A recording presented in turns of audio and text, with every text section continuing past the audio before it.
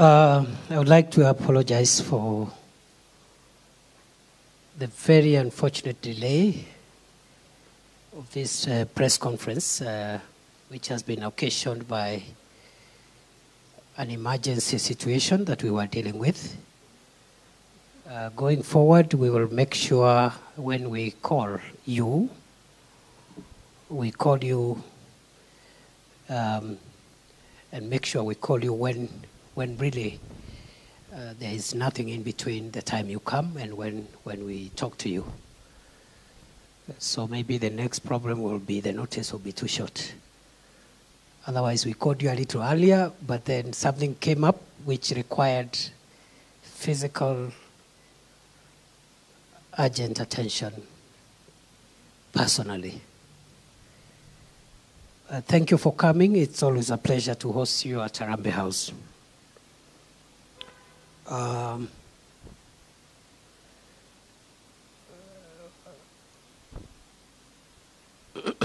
15th of February this year, at about 9 p.m., I received media reports and inquiries that the home of the immediate former Minister for Interior, Dr. Fred Matiang'i, had been cordoned off and had been invaded by dozens of police officers. I immediately sought oral and written assurances from the Inspector General of the National Police Service, the service commanders of various formed units within the National Police Service, the Directorate of Criminal Investigations, DCI, the Kenya Revenue Authority, KRA, the Anti-Corruption Commission, EACC, and all conceivable government agencies that could have a basis of apprehending any person in the event of commission of crimes. I released a statement the following morning from Arabal in Baringo County, denying the allegations and affirming that our country's security agencies remain neutral, apolitical, and focused on addressing the security challenges that our country are facing. I did, in that statement, affirm that the security agencies are not available for any political or extraneous duty in favor or against any political formation. I advised anyone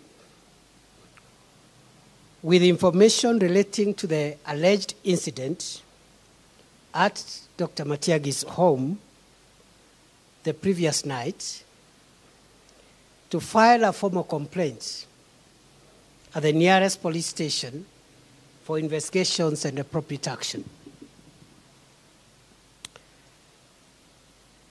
Considering that the allegations had accused the National Police Service, the Directorate of Criminal Investigations sought particulars of the alleged attack and the evidence thereof, which particulars were never provided by those who made the allegations. Consequently, the DCI had to move to court and indeed obtained a court order to allow them to establish the veracity of these claims and take disciplinary action if at all any police officer could have invaded the privacy of Dr. Matiang'i's home with the intentions of harassing him, intimidating him, or arresting him outside the legally prescribed procedures.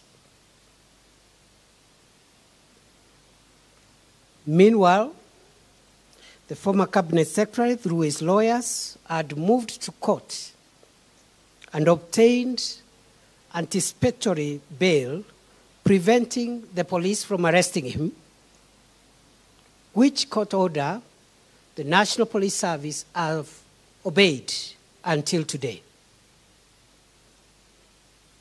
After concluding their investigations and analyzing the available evidence, the DCI invited Dr. Matiang'i to tell his side of the story by way of recording a statement as a matter of due process and procedure. I confirm to the country that the entire investigation process in this matter has been carried out with utmost professionalism, dispassionately, and in a manner that reflects the policy guidelines of this administration of handling criminal investigations and how suspects of crime should be treated by the police. The former minister was formally invited to record his statement on a particular day, which turned out to be inconvenient to him since he claimed to have traveled. Subsequently, he was asked to indicate another day and time upon his arrival when he would be available. Eventually, he appeared at the DCI headquarters along Kiambu Road on Monday, the 6th of March, 2023, which was a day and time of his choice and convenience. Fellow Kenyans, this is a major departure from how the police have treated suspects of crime under the previous administration, especially if these suspects were politically exposed persons. Such suspects would be apprehended at night, inhumanly mishandled in the presence of family members and guests, and treated with high drama. It is the policy of this administration to treat all suspects of crime with dignity and handle them with respect to their fundamental rights and freedoms as guaranteed by the Constitution of our country. Unless one has committed a cognizable offense of serious gravity, or the suspect poses a serious immediate risk to both the public and the officers arresting that person, night raids, inhumane treatment, and dramatization of arrests are not part of the policy of this administration's criminal justice system. Violation of this policy guidelines by any security officer will attract punitive actions against any culpable officer who tries to excessively dramatize ordinary arrests of crimes that do not pose immediate and grave risks on the officers or the members of the public, invading people's homes in the wee hours of the night, and excessive dramatization and politicization of the criminal justice system. Any officer engaged in those kind of theatrics will be dealt with and will attract disciplinary measures. Additionally, we are developing guidelines to improve on the speed of recording statements to ensure that suspects are not only treated humanely and respectfully, but they are also served expeditiously. Going forward, these guidelines will form part of the service charter for all security agencies charged with investigating crime and the processing of suspects for arraignment. These standards shall apply to all persons under investigations, regardless of their rank and standing in the society, on the basis of equality guaranteed in the Bill of Rights in our Constitution. Further,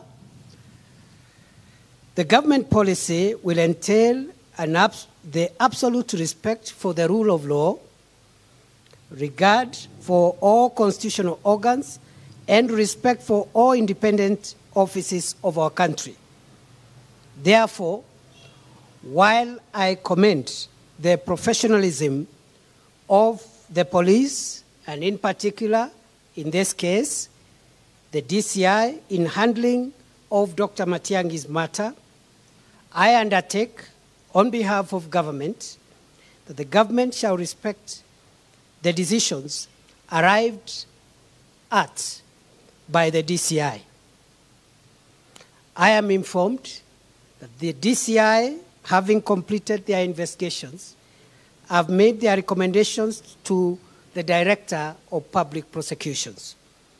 The government will equally respect the decisional independence of the DPP, and should any person be prosecuted as a result of these investigations, the government shall respect the outcome and decision of the courts. On the day Dr. Matiang'i was appearing before the DCI, a regrettable incident happened at the DCI headquarters along Kiambu Road. The drama by rowdy people who claimed to be his supporters converged at this security facility and caused a commotion. Some politicians, ostensibly going to provide political solidarity to Dr. Matiang'i, caused disturbances, including threats to mobilize people to forcibly access the DCI headquarters, and there is no greater demonstration of impunity than this.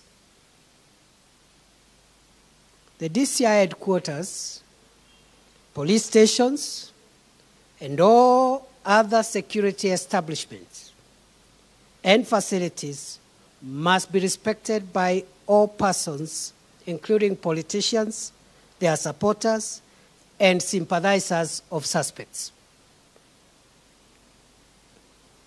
I direct all security agencies to ensure that our security facilities remain protected areas and should not be allowed to become a theater for politics or rowdy and unlawful behavior, including unauthorized access. Going forward, any person, regardless of their rank in society, who even attempts to threaten to forcibly access security facilities or intimidate officers on duty will be dealt with firmly, ruthlessly, and decisively in accordance with the law. I repeat, going forward, any person, regardless of their rank in society, who even attempts to illegally, unlawfully, and in an unauthorized manner access a security establishment in any security facility, that person will be dealt with ruthlessly, firmly, and decisively. It doesn't matter who they are. It doesn't matter their political affiliation. The respect for the rule of law, the respect also for constitutional organs, independent offices, and the protection of our security facilities from political and other extraneous interferences apply to all without exception and without regard to political affiliation. I thank you. I will not be taking any questions, but I may wish to add that, as you are aware, 20 days ago, we commenced a security operation in certain parts of 6 counties, and those parts in those counties were identified through a Gazette procedure, the Kenya Gazette procedure, determined as disturbed and dangerous areas. That operation, which was declared and initiated under Section 241(3)(b) of the Constitution,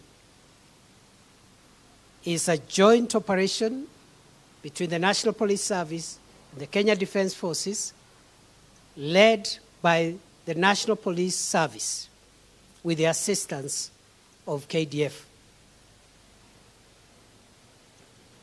That operation also is pursuant to Section 31, 33, and 34 of the Kenya Defence Forces Act, Section 8 of the Public Order Act, and Section 106 of the National Police Service Act, Cap 11A. It has been 20 days now.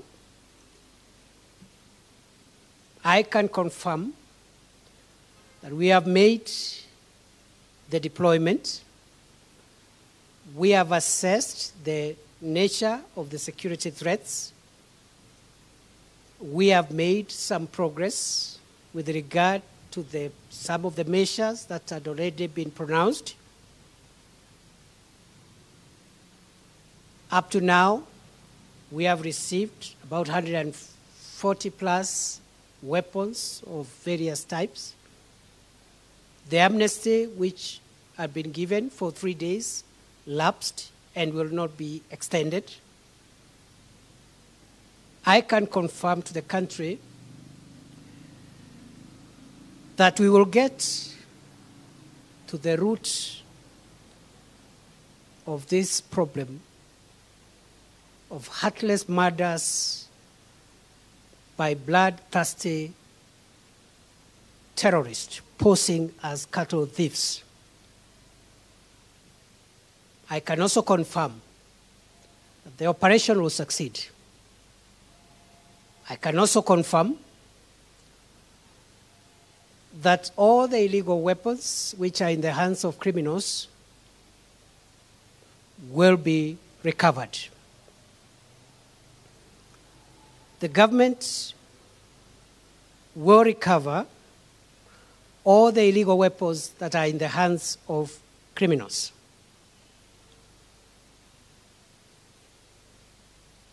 We have, on the basis of the experience of the last 20 days, we have established what needs to be done. Some of the things that needs to be done will be done the same way, others will be done differently. We have witnessed continued theatrics, antics, and maneuvers by criminals who continue to exhibit high levels of impunity. And therefore, tomorrow, we will be announcing new measures in the affected areas. Which new measures will entail phase 2 of this operation,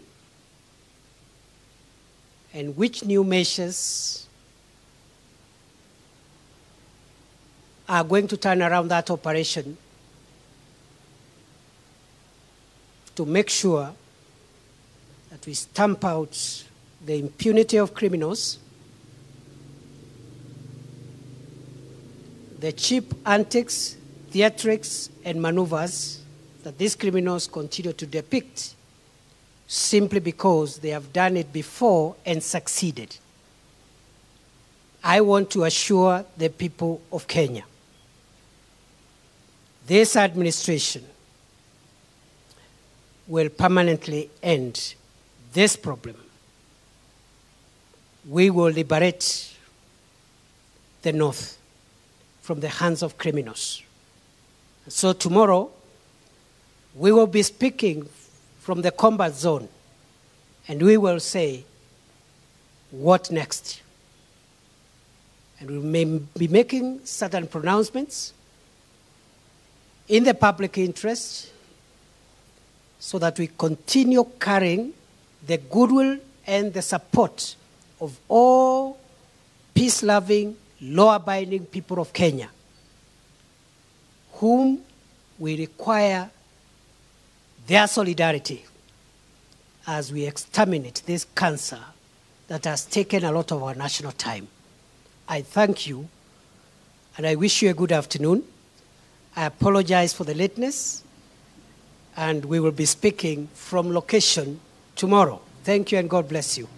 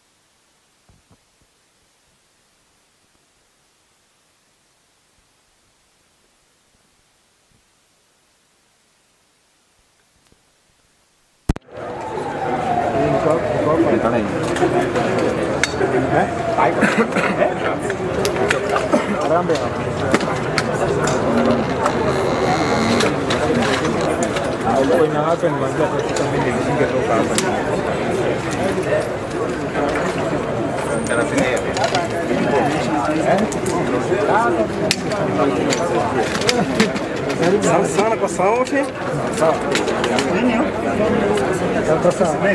Let's go. We want to deal with the menu from the combat zone. Combat zone. Next. Yeah, menu.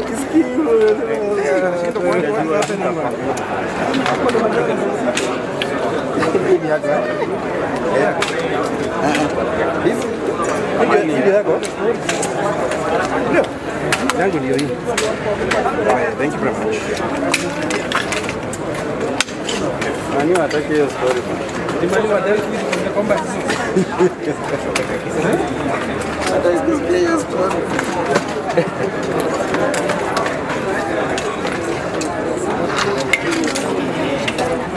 What is happening?